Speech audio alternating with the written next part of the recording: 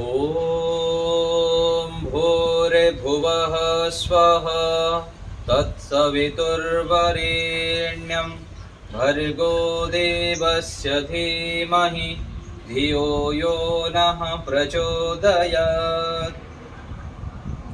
सादर नमस्ते जी। ईश्वर की महती अनुकंपा से हम संस्कृत का अभ्यास करते हैं, संस्कृत सीखते हैं। आज इस क्रम में देखेंगे र और शकार के बाद आए हुए नकार को अणकार हो जाता है।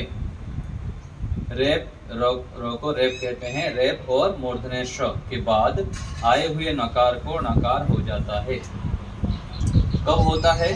जब र और श के बाद कोई स्वर हो, कवर्ग पवर्ग होने पर उस शब्द में फिर न को ण हो जाता है। र और श के बाद जब उस वाक्य में मान लीजिए कि एक दो वर्ण के बाद ये सब रहता है, बीच में स्वर रहता है, कवर्ग पवर्ग रहता है, तब भी क्या होगा? न को न हो जाता है। जैसे यहाँ पर वर नह, वर नह, तो वर में क्या क्या शब्द वर्ण है? व, कार, अकार, रेफ है। फिर यहाँ पर न को क्या हो गया? ण हो गया, क्योंकि र के बाद ये न था यहाँ पर, तो न को ण हो गया। ये उसके बाद अ है, फिर विसर्ग है, तो वर नह। तो यहाँ पर रेफ के बाद, र के बाद न को ण हो गया। ऐसे ही मूर्धन्य स के बाद उस नम, उष नम, तो उ श, फिर यहाँ न को ण हो गया, क्योंकि श के बाद न का ण हो जाता है, तो यह हो गया उष्णम। तो र और श के बाद न को ण हो जाता है। यदि बीच में कुछ नहीं है तब भी हो जाएगा, और यदि कुछ होता है, क्या होने से होता है? ये सब होने पर भी, अ आदि हो, कवर्ग हो, पवर्ग हो, तब भी हो जाता है, कोई उसमें रुकावट नहीं होता।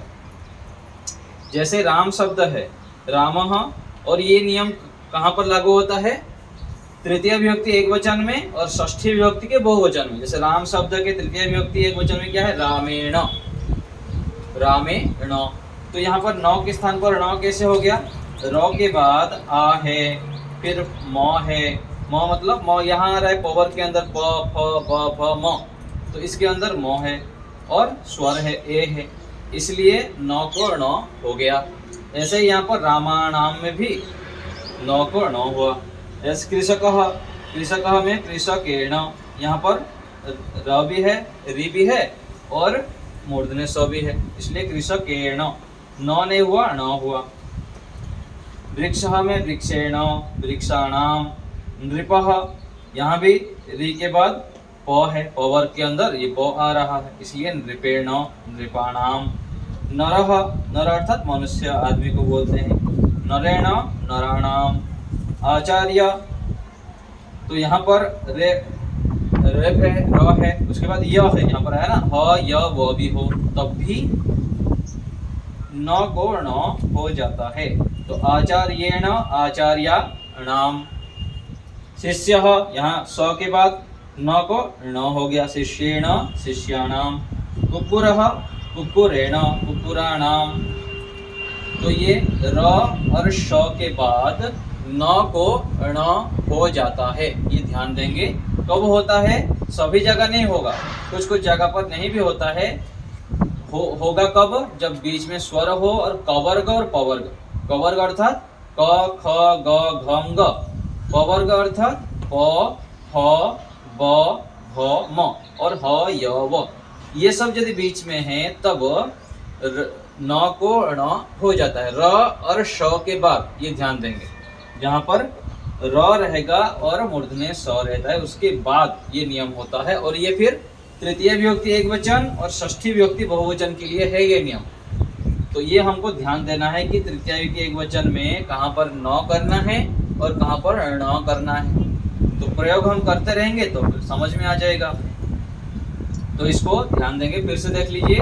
रेप और शकार के बाद आए हुए नकार को नकार हो जाता है।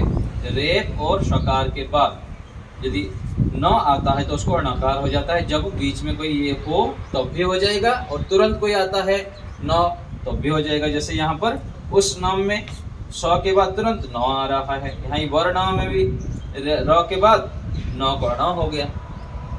तो यहाँ पर ऐसे ही ध्यान देंगे, रामेण, कृष्णेन, वृक्षेण, तृतीय विभक्ति एकवचन और षष्ठी विभक्ति बहुवचन। तो यहाँ पर देखिए रजकः यहाँ पर नहीं हुआ है, क्यों नहीं हुआ है? रजकेन, रज का नाम। तो यहाँ पर र के बाद ज आ रहा है और क आ रहा है। क तो आने से चलता है, लेकिन ज जो है च वर्ग है, च छ ज झ य। तो यहाँ पर नहीं हुआ है, कुछ कुछ स्थान पर नहीं भी होता है। कब नहीं होता है? जब वो इन सब के अलावा कोई आ जाए। जैसे यहाँ पर जो आ गया बीच में, तो ये यहाँ पर नहीं होगा, यहाँ पर रज के न और रज का नाम होगा। जैसे ओष्ठ, तो ओष्ठ में श के बाद थ आ रहा है, जो कि क वर्ग और प वर्ग में नहीं है, इसलिए यहाँ पर ओष्ठे न करेंगे और ओष्ठा नाम करेंगे। तो कहाँ पर नियम लगता है, कहाँ नहीं लगेगा, इसको आप जब शब्द धीरे धीरे प्रयोग करते जाएंगे आपको समझ आ जाएगा।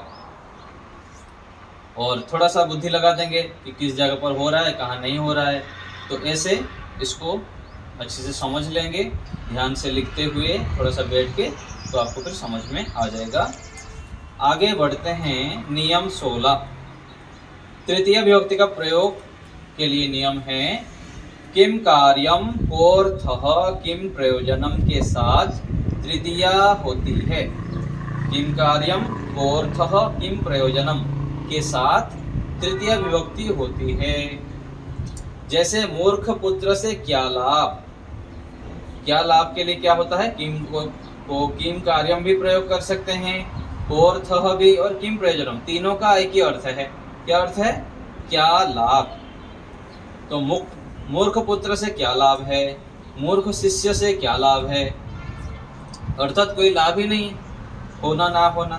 तो मूर्खेण पुत्रेण किम कार्यम। यहाँ देखिए हम जब पिछले नियम लिखे ना, मूर्खे न नहीं हुआ, यहाँ पर न हुआ है, क्योंकि र के बाद यहाँ पर न आ रहा है, इसलिए न को न हो गया। तो मूर्खेण पुत्रेण किम कार्यम कोर्थः किम प्रयोजनम, यहाँ तृतीय विभक्ति हो गई। मूर्खेण पुत्रेण, मूर्ख पुत्र से। ऐसे ही शिष्य से यदि करेंगे, मूर्ख शिष्य से, मूर्खेण शिष्येण, ऐसे हो जाएगा। तो यहाँ पर तृतीय विभक्ति का प्रयोग होता है। आगे नियम 17, प्रकृति आदि क्रिया विशेषण शब्दों में तृतीया होती है। प्रकृति आदि क्रिया विशेषण शब्दों में तृतीया होती है। तो प्रकृति अर्थात क्या है? स्वभाव। वह स्वभाव से सज्जन है, सह प्रकृत्या साधु। सज्जन का अर्थ क्या है? साधु। तो सह सज्जन प्रकृत्या, स्वभाव से, प्रकृति अर्थात स्वभाव से। मूल शब्द प्रकृति है और तृतीय विभक्ति में प्रकृत्या हो गया। जैसे नदी का नद्या होता है, मति मत्या, आगे आएगा आप लोग को इकारांत शब्द। तो वह स्वभाव से सज्जन है, सह प्रकृत्या साधु। तो स्वभाव के लिए ये प्रयोग होता है। और वह सुख से रहता है, सह सुखेन जीवति, सुखेन वसति। तो रहता है के लिए जीवति भी बोल सकते हैं और वसति भी प्रयोग कर सकते हैं, वस धातु भी। वह दुख से रहता है, सह दुखेन वसति, दुखेन जीवति, ऐसे प्रयोग होता है तृतीय विभक्ति का। तो ये दो नियम तृतीय विभक्ति के लिए नया हम देख लिए। तो जहां पर ऐसे आएगा क्या लाभ, तो वहां पर ऐसे करेंगे, मूर्खेण पुत्रेण, मूर्खेण शिष्येण, क्या प्रयोजन है।